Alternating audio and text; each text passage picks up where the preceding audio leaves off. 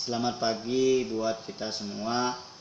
Yang saya hormati Ibu Pipi Irwani MPD sebagai guru dosen pengajar mata kuliahan perkembangan peserta didik.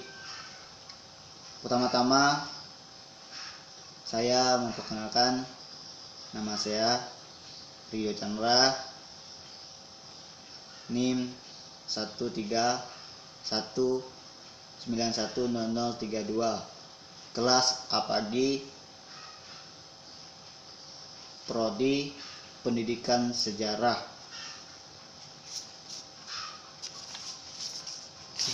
Dengan adanya saya di sini, saya sedikit menjelaskan tentang materi, teori dan perkembangan hukum. Seperti yang kita ketahui, teori perkembangan. Pengertian teori perkembangan adalah teori yang memfokuskan pada perubahan atau struktur jasmani atau biologi, perilaku dan fungsi mental manusia dalam berbagai tahap kehidupannya. Dalam pembahasan tentang perkembangan manusia, perkembangan manusia, teori ini menjelaskan tentang satu, hakikat manusia, terutama tentang bagaimana manusia berkembang dan bertingkah laku dalam kehidupannya. Misalnya teori psikodinamik. Teori psikodinamik merupakan teori yang berupaya menjelaskan hakikat atau perkembangan dari kepribadian. Misalnya perkembangan seseorang tersebut makin hari semakin bagus, makin hari semakin, atau perubahan yang dia terapkan terhadap dirinya sendiri. Unsur yang sangat penting atau sangat terutama dalam teori ini adalah motivasi dan aspek-aspek internalnya. Para teoristik psikodinamik percaya bahwa perkembangan merupakan suatu proses aktif dan dinamis yang sangat dipengaruhi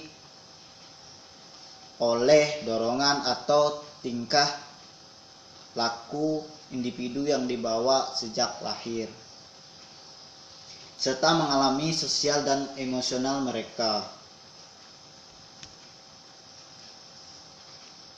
Misalnya teori superego.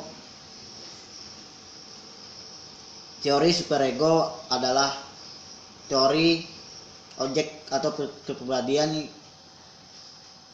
yang menampung semua standar internalisasi moral dan cita-cita yang kita peroleh dari kedua orang tua kita serta masyarakat.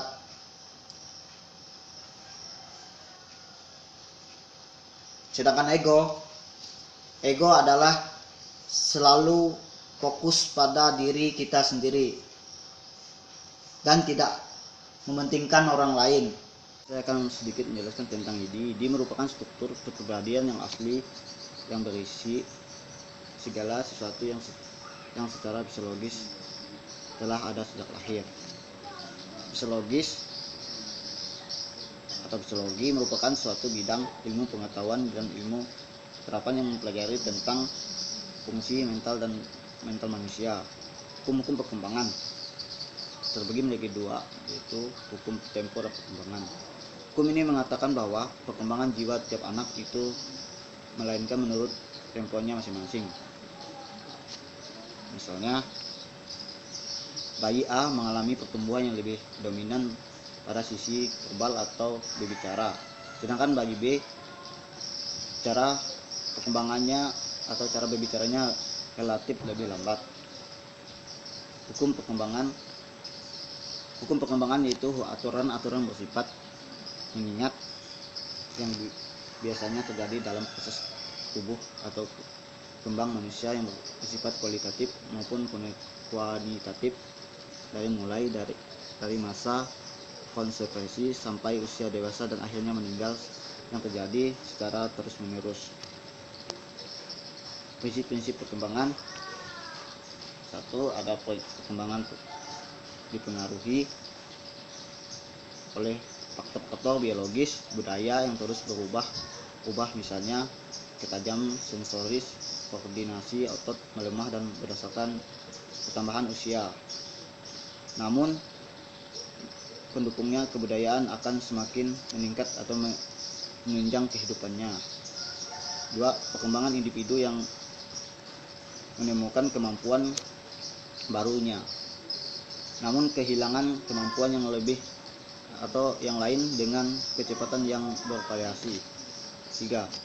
Perkembangan manusia yang memilih untuk mengatur berbagai sumber daya seperti waktu, tenaga, bakat, materi, dukung sosial dengan sebagai cara tumbuh mempertahankan dan memilih berhadapan dengan kehilangan. 4. Perkembangan manusia yang dapat meningkatkan dengan cara berlatih atau pelatihan. Konsep tugas perkembangan menurut Herbert, suatu proses kehidupan manusia dimulai sejak ia lahir sampai menghirup napas terakhir. Tugas yang muncul pada suatu proses atau tertentu dan harus dipenuhi saat itu juga. Mungkin hanya ini yang dapat saya sampaikan atau penjelasan dari saya. Jika ada kata-kata saya yang kurang berkenan atau kurang maksimal, tolong dimaafkan.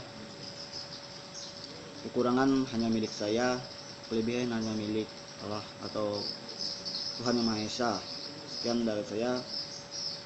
Terima kasih.